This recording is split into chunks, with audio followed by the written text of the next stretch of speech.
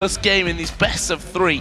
Second semi-final. Who's going to be going to face Fnatic? We'll find out here shortly. The first band's coming in. We're going to see Rise and Trundle taken away here by SK Gaming. The other side, Renekton and Leona.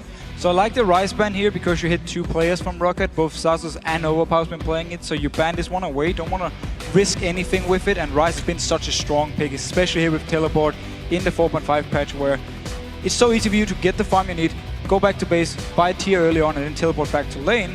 And now with Leona ban as well here from ROCCAT side, and actually also the Karma, they really target towards the Rated and feel he's a person we can try and force onto a weird support.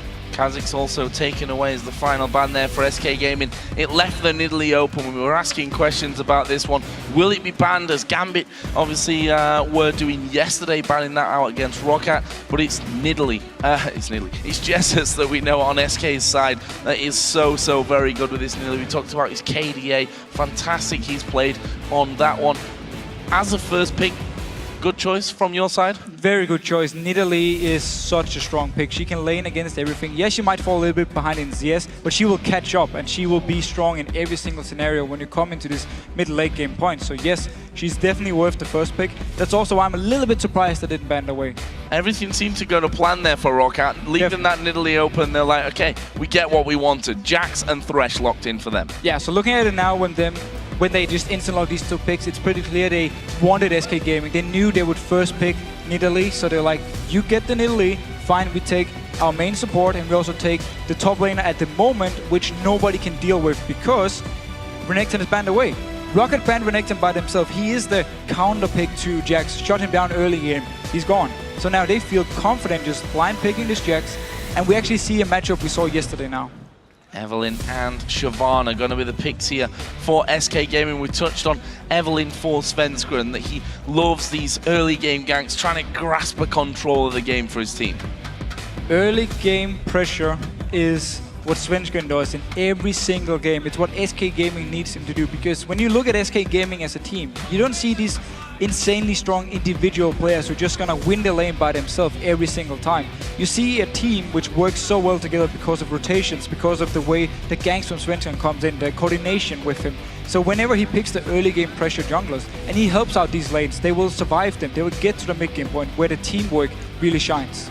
So the other picks on the other side for ROCCAT. Again, you have to feel going to plan for them. Elise, we talked about the fact that Jankos has stayed true to Elise, and he's going to do that here once again. We also see Jinx locked in for Celiva, a champion which he played in both games yesterday, 7-1-9 and 4-9. It's an exact replica of the team that they had there so far.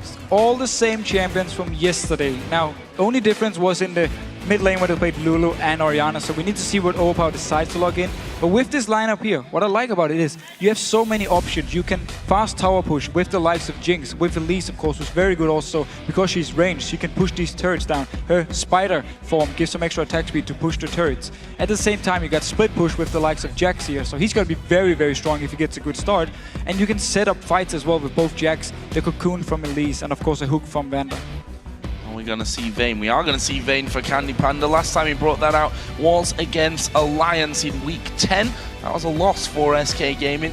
Also going to be paired here with Kayle, a champion which we saw N-Rated actually bringing into that support role for the first time. In fact, played that against ROCCAT in the third game that they actually met up. And he's the only support in Europe which really makes the Kayle thing work here. We saw Edward actually playing it yesterday and it didn't work out for him.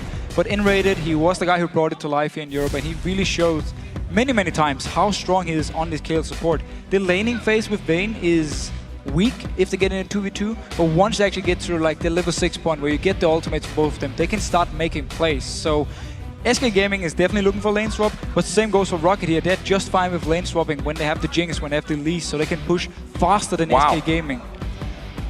Didn't expect that to get locked in there. They were hovering over Lulu, Orianna, but it's going to be Akali that's locked in for Overpower. So it's funny with Nidalee being so popular now. A lot of picks comes up just because they're very good against Nidalee, because they can deal with Nidalee in lane, they can try and shut her down. Akali is able to farm very easily against Nidalee here. Once they both hit the level 6 mark, Akali got so much damage to bring, and she can jump, she can dash. Even if Nidalee, very mobile, dashes away herself, Akali can follow. So it's a direct counterpick towards this Nidalee, so we need to see how Overpower handles it. And he needs to be careful because Svenskeren, after the lane swap, if they happen, after they're gone, after they're over, the junglers can start ganking again. And that's where we can see him use a lot of time trying to shut down this Akali in the mid lane. And the fact is that they've pointed out that middle lane ROCCAT already quite publicly and said middle lane is a weak point for SK Gaming. You look at a video like that and you say, well, you know what they're going to do.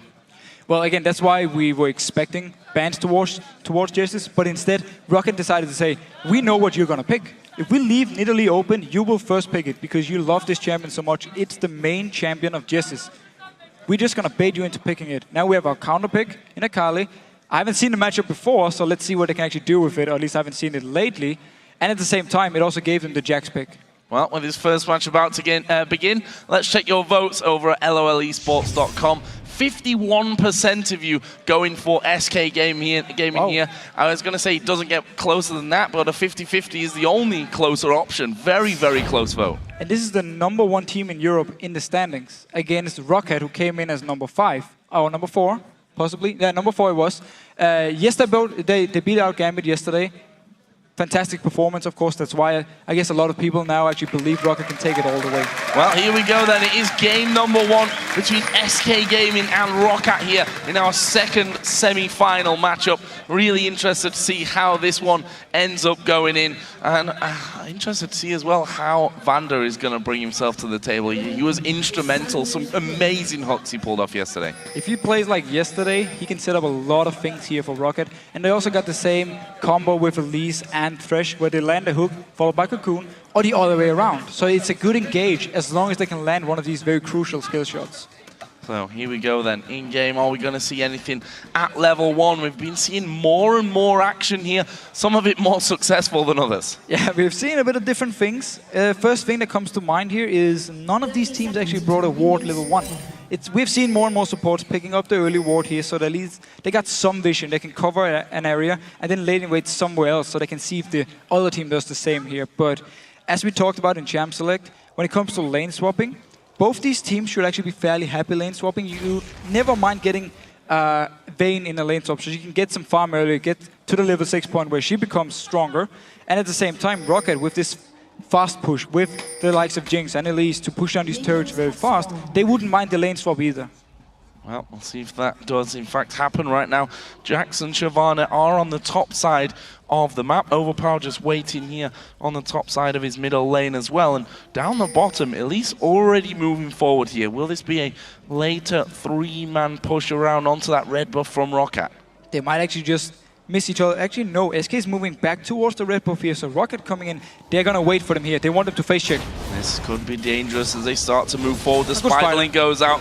Candy Panda was spotted. Svenskeren did go low there. And actually, he's going to get hooked into it. There's the slow as well. He goes down and didn't bother to use the flash. First blood actually goes over to Jankos. And now they're chasing down Candy Panda and decide not to push completely through there, but I was about to say they've smited away, got themselves that red buff. In the end, it's Jankos that gets the kill, gets himself the buff back, and now Xaxus is taking their red buff. Yeah, so 3 buffs now on the side of ROCCAT, and the first blood. Svenskeren should have flashed away from this hook as soon as he saw it. He knew he was going to die instantly if he actually got the hook onto him, so I'm not sure why he didn't flash. And this is one of the reasons we see teams late invade, because once you actually do it, once you are being aggressive, if you pull ahead with it, if you get the buff, you get such a big early game advantage. And now with red buff as well onto Jax, who is going to be stronger than Shyvana up here in this top lane.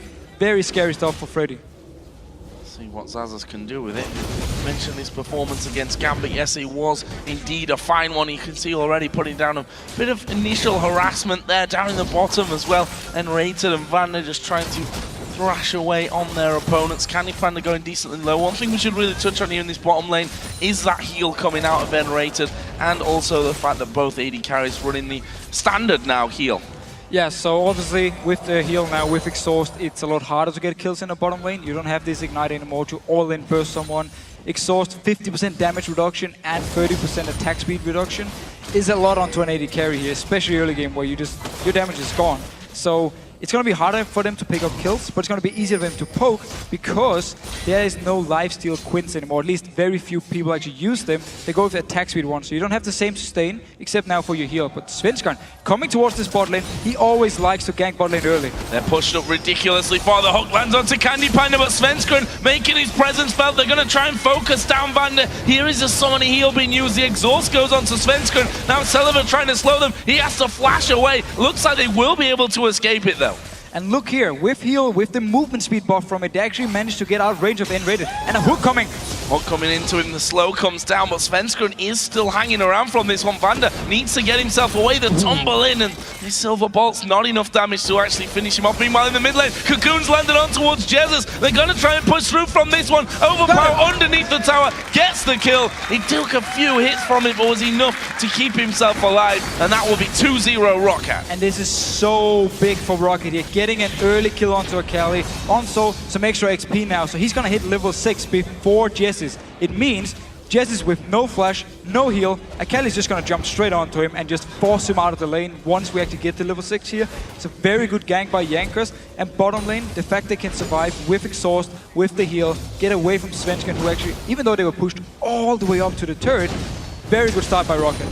See Xaxus once again putting down the thrashings on towards Freddy. He's got an XP advantage over him there and currently leading in the CS tally as well. And as he hits level 6, he only becomes more of a bully there with every third attack doing that extra damage, and he's doing a great job so far. Being a bit of an island so far, this top lane and the junglers, as we expected, focusing more around the middle and bottom lanes. Yeah, again, for Svenskeren's side, he loves to go bottom lane early when Candy Panda is playing this Vayne because he wants to give him some help, give him an early lead if possible, because if you get to the point where you can just farm evenly as the same AD carry on Vayne, then you will always do so well in the late game because you scale so well. So that's why he puts the focus here in the bottom lane early, and it meant Jankos going mid lane instead could pick up a kill with Svenskeren being nowhere near. Lots of summoners were burnt in that bottom lane exchange earlier as well. The heal and flash maybe most importantly there from Seroes, so he's got no escape method. Vander still has his flash available, and we'll see if that ends up meaning anything really in this bottom lane before they start to come back off cooldown.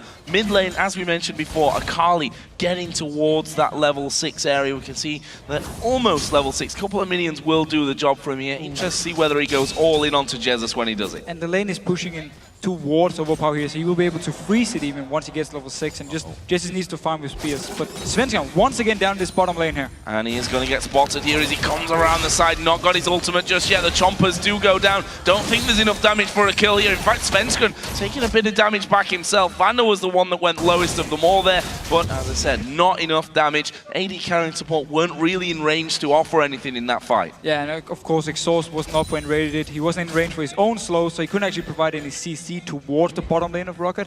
But still, Svenskeren buys time for Candy Panda to get some farm. You can see the CS difference despite 2 ganks already. It's actually Jinx and Thresh winning out 2v2 as expected against Vayne. And of course Kayle, which in the early game is a little bit weak here, so at least he buys some time for the SK dual lane to get some farm, get to the level 6 point. So am I wondering whether Overpower will go all in at level 6? Has, well, failed me, let's just say that. Doesn't decide to go for that. So Jesus has it level 6 as well. He's still forcing Jessis to just farm with spears. So it means for Overpower side, he's going to get a lot more farm because Jessis won't be able to pick up everything. He just lost a few minions in here, actually. So Overpower doing a very good job just zoning him so far away. He's even out of XP range at the moment. Not a good sign for Jesus. We see there the spears coming through, able to pick off that back minion, and he's going to get in there for the auto attack. We see just backing away constantly once Overpower starts to move in his general direction. Overpower still got that level advantage. We look at the items there. Early sorcerer shoes actually for Overpower. Yeah, so early game damage. He wants the early magic penetration, so he's just going to do so much burst, especially if you combine it with Elise here. If they catch on to Jesus once more, he will die again.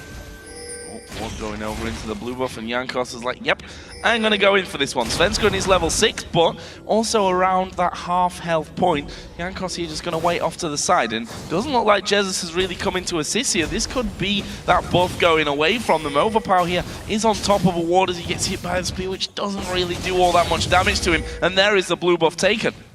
Very, very smart play by ROCCAT, using the advantage by having the stronger mid laner at the moment, so they feel confident just going into the blue buff. If Jesse's tried to follow out and actually fight, he would have been so much weaker and they would have lost the fight from SK's side, so they had to give it up.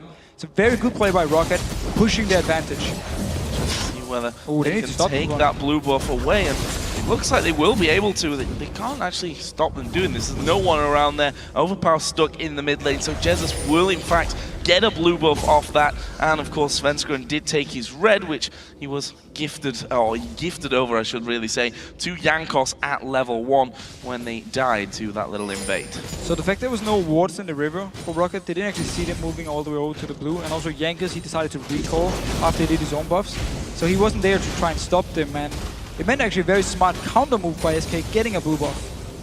This top lane, as I said before, being a bit of an island with not much going on there. We see Giant's Belt, a couple of Doran's items for Freddy, Vamp Scepter and Doran's Blade for Zazas. But are we going to see a move towards Dragon here? Jankos is already in position. There is a ward put down, and then Rated may find himself a little far out the hook. Not quite got the range. But both Rated and Candy Panda now, with the level 6 mark and with the help from Svenskeren, are actually doing really well in the lane. They can start farming even with Jinx and Thresh, so that's very important for them. And of course Candy Panda, we didn't actually talk about the composition from SK yet. The whole point of this is you want to have, of course, Freddy in one lane, you want to have Candy Panda in a different lane, and then you want to keep Jesse's just poking away in the mid lane. The only issue for SK Gaming is the lack of wave clear. So if they fall behind, if ROCCAT decide to just group up and siege down a turret, there's very little wave clear on SK's side. Candy Panda now up to level 6, as is Celiva, and the support's there as well. So intervention, the box can come into the equation, and that super mega death rocket is a hook lands onto Enraged. Gonna knock him back here as he stands on the chompers. Gonna get slowed as well as the cocoon comes down. He's using intervention on himself. It's not gonna be enough to save his life though. In fact, he's stayed alive a lot longer than he really should. In the end, it's Jankos that gets the kill, repels off to the minions, and while Svenskeren coming here to do some good damage, he might actually fall foul as they blow him up. That's a double kill now for Jankos, and now they're gonna go towards Candy Panda. The slow will land, but he flashed into it there, and in the end Candy Panda can walk away from that, but they've lost 2 men. And you asked before this game actually started, can Vander do the same as he did yesterday? Can he land these hooks twice in a row here, landing the hooks, setting off the kills?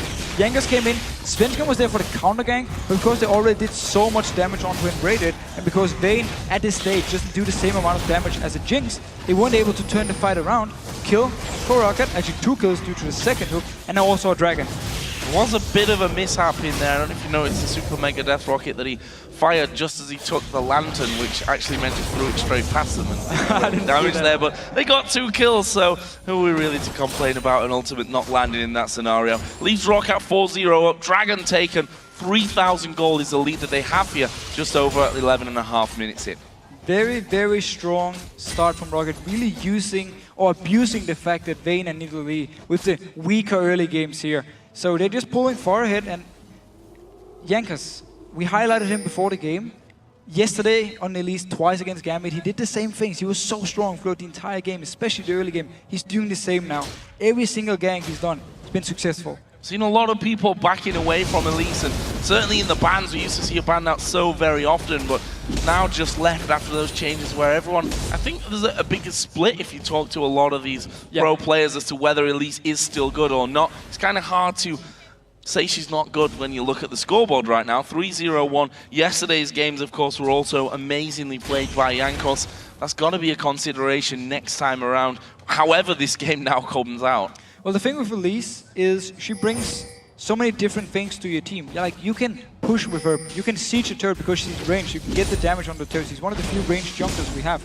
At the same time, you got still some very good damage, you still got good Dragon and Baron control. Yes, you can take it, it's a bit slower, but it's still very good control you got over these objectives. So, and also, of course, we see her ganks here. Her late game with a 2-second stun now, it's not bad either, so she's still good in every aspect.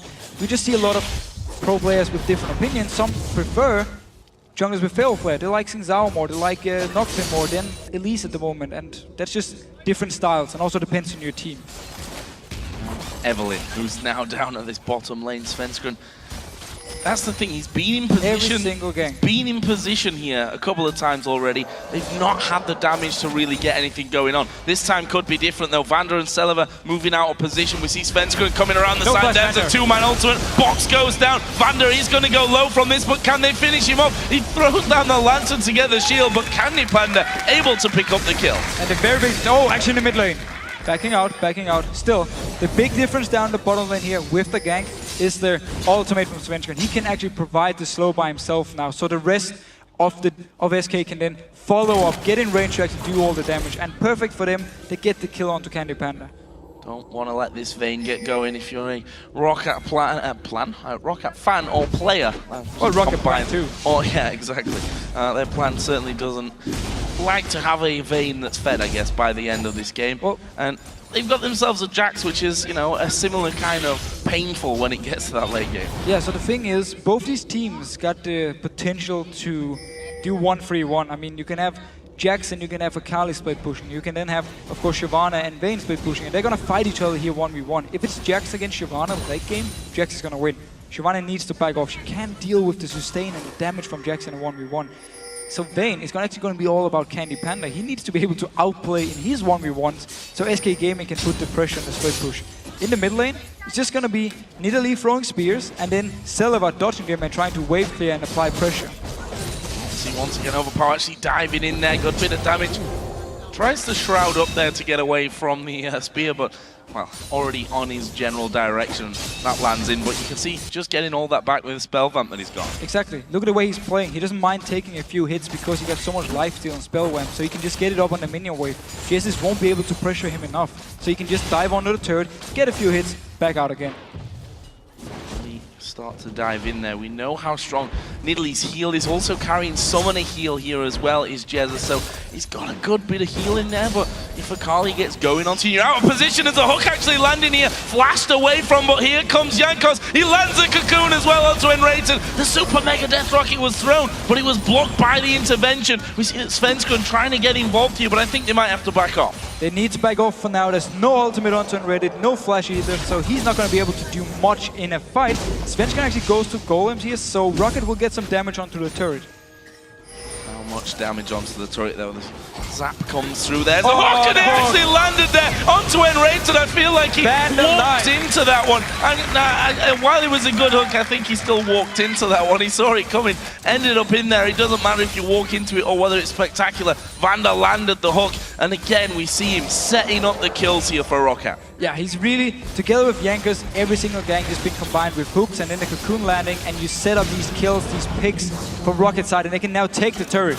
Oh, Chomp has been thrown down there, and the tumble from Candy Panda getting him out of range of that stun. He probably would have gone down if that stun would have landed onto him, but ROCCAT, they don't seem to be stopping here. They're going to keep pushing through, and with that Jinx in there in particular, those towers, you can see how fast it's shredded away. And Svenskeren comes in the side, the flay comes down, but Svenskeren is going to pay the price here, surely. Yes, he is. It's Selva that gets the kill. Now Candy Panda going to be focused. Will he get away? The tumble takes him to safety, and Rated gets hit by the cocoon, and Jankos is on a rampage. And this combo by ROCCAT here, they bring so much CC, they bring so much damage. The nukes they can do when both Elise and Jinx, they got this percentage damage when people drop low, and the ROCCAT, pretty far off. Yeah. Well, I got a bit too hyped about that one. It's okay, I captured the replay once. But yeah, that leaves them 7-1 up in kills, 7,000 gold there or thereabouts. Math was never really my strong point, and 2-0 up in turrets. And we see that Zazas here starting to move in already onto that tower. He doesn't really care that Freddy's there, but as the minion starts to go, he's like, I'll use that for a leap strike, get himself away. He's already got that Blade of the Ruin King done, by the way. Yeah, so the Jax train is going to start. He's going to split push, and it's going to be very, very dangerous to actually duel him 1v1. So Freddy, he's just looking to clear out the waves and then back off. He doesn't want to fight him. But the bottom lane again, the combo they're using, the composition with these three members, it's the same thing they did yesterday, and it worked the same way. They grouped up, they landed hooks, landed cocoons, and it has had so much damage and the execute damage as well. That's whenever someone was low, they could just boom, instantly explode you. And it also means whenever SK tries to fight them here, if someone is down to 50%, he's going to be the first target to die very fast. ROCCAT are just walking over SK Gaming here. They've just taken that dragon. Now they're going to walk up to this middle tower, and just 3 or 4 hits from Celiva will take that one down. That's all 3. No, it's not 2 outer turrets down, but Candy Panda getting hooked here at the red buff. We do see the intervention used. Can they get in there for the kill? Overpower going to dive in the middle. It's Candy Panda that's the focus. Has to actually shroud up there as a lot of damage comes in. Jesus from the side as well, as we see the Hulk flashing by. The zap landed onto Svenskeren. No kills resulted there though. But very aggressive play by ROCCAT. They can do it because the 2 outer turrets are gone, the mid lane and the bottom lane, so they can move into the jungle of SK, put the deep wards and find some key targets. This could be dangerous for them. No, Svenskeren is going to walk straight into the middle, and that's an easy ultimate to get off onto all 3 members. Vander flashing away, and they've caught out Svenskeren. He's going to get hooked, finished off in the end by Celiva, and now Candy Panda in trouble. Is he going to be able to walk off from that? Yes, he is. Vander and Jankos both at less than half. They decided not to follow on through. Still another kill for ROCCAT. And again, the same 3 members together, the same deal here. SK, they don't have enough damage early game to deal with them. They have so much damage, and now Saz is going very aggressive up in the top lane. Why not? He got some good damage in there now. Already used that Blade of the Ruin King before, so didn't have that one to really chase on through with him. There were a lot of questions yesterday about whether ROCCAT were really that on fire or whether Gambit were having a bad day or a combination of both. I think the way that ROCCAT are playing here is pretty much identical, with an almost identical team, an almost identical lineup that they've got in there. I think that quashes any questions that were asked yesterday. The strongest part about ROCCAT in this best out of 3 thing, same goes back all the way back to relegation, is the fact their champion selection is so good. They have these counter picks ready because they knew, oh, you're gonna pick Nidalee, we don't care, we're gonna pick this Akali here who can deal with you in the mid lane, and then we're just gonna apply so much pressure. They picked this very strong early game comp with Jinx and with Fretch, and then they don't even care about the Vayne or kill. They just force fights all the time, and they're gonna win them. And wow, Fred actually went very aggressive here. Yeah, I'm not sure if he could have actually taken him. Got a Sunfire Cape and his Cutlass in there, but that's with that Blade of the Ruin King with almost the Phage in there on top of a Sheen now as well. So he's working his way very quickly up towards that Trinity Force. Credit to Freddy there though, he is technically ahead in that lane on the CS. Yeah, Freddy's been doing a very good job farming. Still, he got the issue, he can't actually duel the Jax, as we've talked about multiple times, and we will not mention it again in this cast. However, I might. You might mention, I'm not gonna mention it. Maybe, okay, maybe once. Anyway, down the bottom lane, we actually see Overpower now starting his split push, as we talked about earlier with the 1-3-1. So he's gonna be down here, and one thing about him is this pink ward he actually just planted. He had it in his inventory for the last, I don't know, 15 minutes, just waiting for a time to use it. I actually thought he would use it if he was gonna duel Candy Panda to pop it down when he used his stealth, but instead he actually put it in the tri-bush and quickly cleared out. And look at this, that turret going very low. Celiva spotted that Svenskeren was coming in, saw that he was under threat. The Lantern was already down for him, and he gets whisked off to safety, and that turret survived with very little HP. Meanwhile, the top lane, as we expected, the 1-3-1 split the Carly down bottom, Jax up top, and the 3-men death team, which is what they've been in this game so far, pushing mid. And the thing actually we didn't talk about yet is the lack of hard CC from SK Gaming. So Celiva feels confident enough just with the Lantern from Vander to actually stand by himself and hit the turret. And then Vander stands a little bit further back, throws the Lantern to him, and because there's no hard CC to engage onto Celiva, he will always be able to flick it. Celiva's going on to Freddy here, and we see that empowered strike as he jumps back away to Vander. The spear just came flashing through there. ROCCAT, I think, wisely deciding to back away. They've got full vision control on Baron, but we're only 22 minutes into this one, and honestly, ROCCAT probably don't even need it at this stage. They don't need it, but when you have Jax, when you have Elise, when you have Jinx, you only need 2 or 3 members and you can take down this Baron very, very fast. If Overpower stays in the bottom lane and pulls down multiple members from SK, instantly ROCCAT can just move there and start the Baron. Ready to try to get rid of that pink ward, but there's a Spider in there which he doesn't want to walk straight into. That will finally get rid of it though as they come back in. And ROCCAT know that that ward's down there, so that's an easy take in there when they come in and sweep it. And look at how SK Gaming is playing. Candy Panda down the bottom lane, farming like he's alone. Svenskeren in stealth, staying around, waiting for Overpower to jump onto Candy Panda, and then he joins in and turns it around in favor of SK. If they do manage to kill him, they can then go for the turret. So they're keeping Svenskeren with Candy Panda for now, just to make sure nothing happens. Or if it happens, they can turn it around. Xazas has his Trinity Force now, and we've seen Jax has been able to 2v1 people already this weekend. We'll have to see whether Candy Panda even fancies his chances in that one. Does have the Blade of the Ruin King, a couple of daggers in there as well, but he's just backing away from that one. So they're going to go back to that split again, the 1-3-1, this time with Akali pushing the top lane out and Jax down bottom. And the smart thing about sending Jax bottom lane is the fact with teleport. If he kills Freddy 1v1, he can then teleport up to the Baron by himself. Overpower will already be near, so they can just pile 5 members in there. Yes, you could do it with Overpower in the bottom lane and keep Jax up here so he could start the Baron by himself and Overpower fights in the bottom lane. But they decided actually to send Jax there, so they got the teleport threat towards Baron.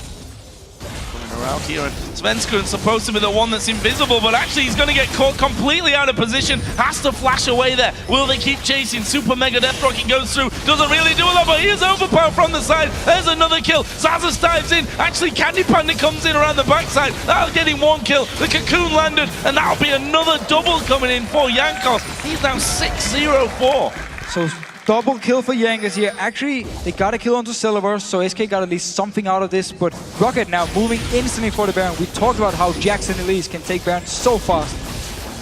He looks to be the only one that can really do anything. He's just going to ultimate in there, and ROCCAT say, thank you very much, that'll be a free kill for us then. Jankos picking that one up, 7-0-4 now for him. Godlike as the Baron goes down here, surely in favor of ROCCAT. Will they be able to spear over? They will, but a little bit too low. Was actually body blocked here by Vander. So Baron goes over with that 2-for-1, actually was 3-for-1 in the end trade as well. Yeah, very, very good play by ROCCAT. Really using the early game advantage. They're not going to wait around. They're not going to extend this game. They want to just fight, go straight for the objective as soon as there's an option. So very aggressive play by ROCCAT, really abusing this late game comp from SK. If you look down some of the items here, Gunblade done for Overpower with a needlessly large rod as well. Jax has got himself a Warden's Mail, so going to start to be getting a little bit tankier here as well. And not only is he doing masses of damage, but it's going to be so hard to take down. Another thing that we talked about early game, or before the game actually, was how SK have been so present and so good moving around the map. They've not had the chance to do it at all this game, losing out on all 3 dragons and that Baron. And the thing, SK Gaming lost this in the laning phase, or they fell behind in the laning phase simply by very good ganks from Jankos, setting it up every time, and then the hooks from Vander, of course. And going aggressive. Yeah, I don't think Seroes going to escape this one. It's Candy Panda that gets the kill to put him at 2-1-1. They may be able to take themselves a turret here. Freddy is headed down. Only Vander is around to defend, and he's not going to be able to. This is going to be the first turret of the game for SK. And this was the good map movements we talked about for SK Gaming. They have these small tactics they're going to use whenever they're behind, and they do everything they can to get Candy Panda some kills. And now Svenskan beat Cocoon.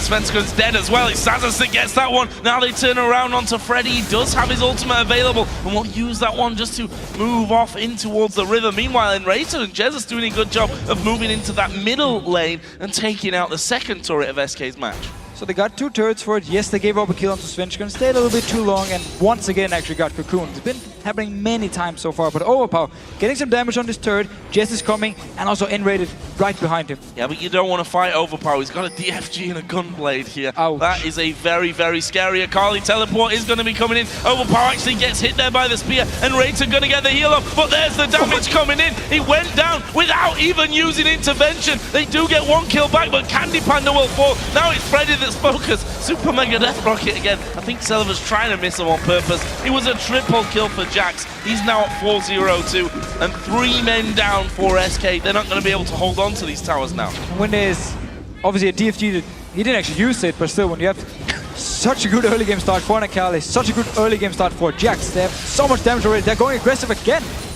I think they might have to back away though. Jesus actually coming in there, good spear, he gets off as well. Selva now is the tower wrecking machine. He's going to move straight in there. That is the first inhibitor turret of this game going down. ROCCAT going to be backing away. And on the subject of the DFG, I think he didn't want to use it onto Enrater. Yeah, because he could realize of course. that he's going to ult himself. As it happens, Enrater died without using the ultimate at all. So N-rated was the guy to face check because, as you just said, he wanted their DFG onto him so he could just instantly ultimate it, but because Jax joined in, stunned him up, and they just instantly burst him. He couldn't even react in time to ultimate himself, so he just went down so fast. And if you have 24s and Blade of the Ruined King so early on a Jax, just those 2 items by itself is so much damage and for you. And Randuin's now. Yeah, now you're just even more tanky, and if he finds Candy Panda in a 1v1, it's goodbye Candy Panda. Candy Panda himself got that Phantom Dancer now. It leaves him 1.5 items behind Selva if you look overall. Last Whisper and a Negatron cloak picked up here recently by Selva. There's Candy Panda trying to push this lane out, trying to get himself even more farm, but honestly he's going to have to run away because the ROCCAT team are starting to move in from this one. They're going to go towards Freddy first of all. A lot of damage coming in there. Are they going to be able to get close enough? Here comes the hook.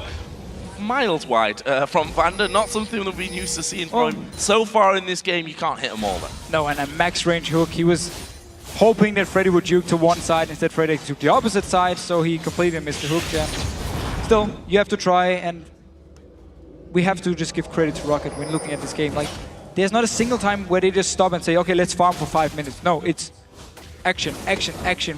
Whenever there's a chance, whenever SK moved out of the base, ROCCAT will go towards them and try and start a fight. Coming out from Selva onto that inhibitor, and that is going to get finished off here quickly while still managing to dance around those spears that are coming out. And ROCCAT not going to take any risks here. Ooh. They pick up that one hook, almost catching out Enrated. They're just going to rotate straight to this mid lane and carry on the siege, possibly, or are they going to go to bottom first here? There's a big wave on that lane as well. But let's see actually how SK Gaming or if they want to try and start a fight, because if ROCCAT are just going to push on your turrets, you need to do something at some point. You can't just let them fall one by one.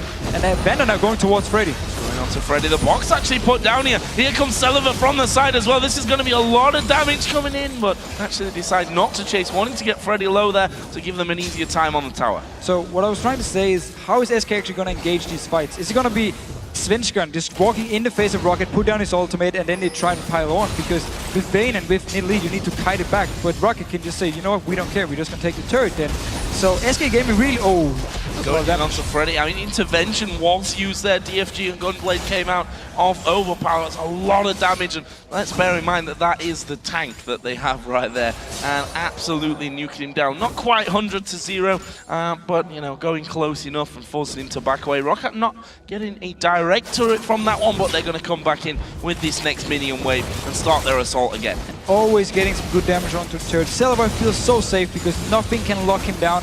The lantern from Vander can always come out. You see Vander, every time Selva gets a few hits, he moves back a little bit. So the lantern is there, he can take it and jump out if Svenskeren decides to pop his ultimate onto Selva. And we saw the spear land onto Selva there, and pretty much 2 or 3 auto attacks heal him straight back up, the lifesteal that he's got right now. So that's also a bit of a worrying sign here. SK trying to hold on to their base as Vander is going to spot them. There's the engage, they're going to go straight in. Svenskeren actually is going to try and run away from this one. It's Overpower now, going to join the party. He dives to the backside, went for Svenskeren, didn't get the kill, but here comes Jax. Is that the cleanup crew they're looking for? Vander, in fact, a lot of ROCCAT players going very, very low from that one.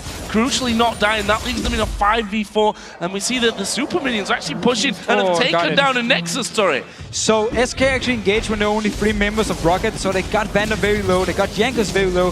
But then Seroes and Overpower could come from the mid lane and join in for the fight. Turn it around, kill Freddy, and now inhibitor more for ROCCAT.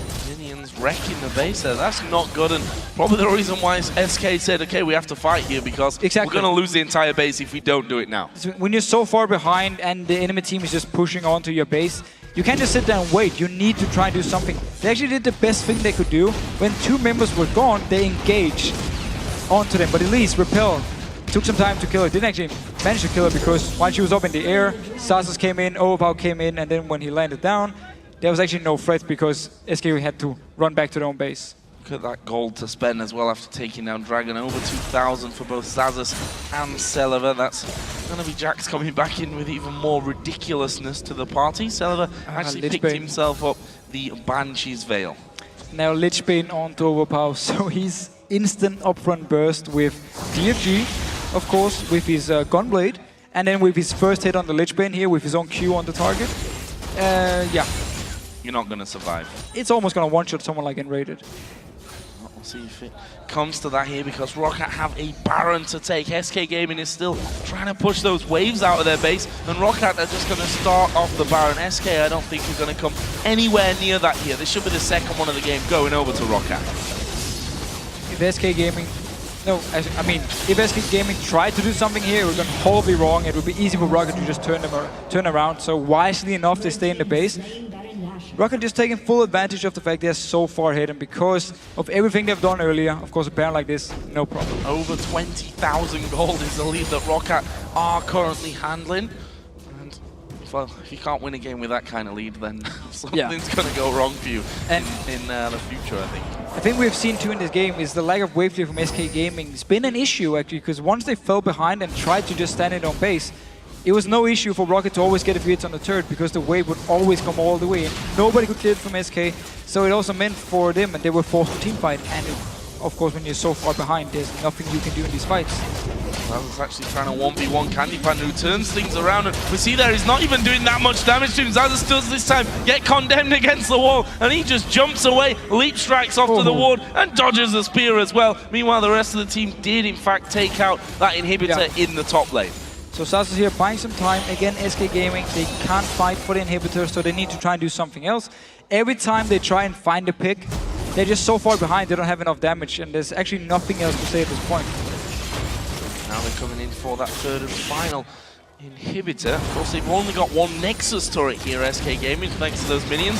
TP from Zazas is going to bring him right to the front of the fight as Freddy is round the back here. Not sure that's the position he wants to be in. Intervention will be used, but look at Zazas ripping through them there on the backside. Freddy will go down, and Zazas didn't even take any damage as he charged through. Super Mega Death Rocket on towards Overpower. He's going not quite into the fountain, had enough range to stay away from it, and this is going to be game. 3 men down for SK Gaming. Candy Panda was off in the Dragon Pit. There was Jesus, and ROCCAT pick up game number 1 and step one step closer to the grand final. And it is fantastic to see them continue the play they used yesterday. So aggressive early game.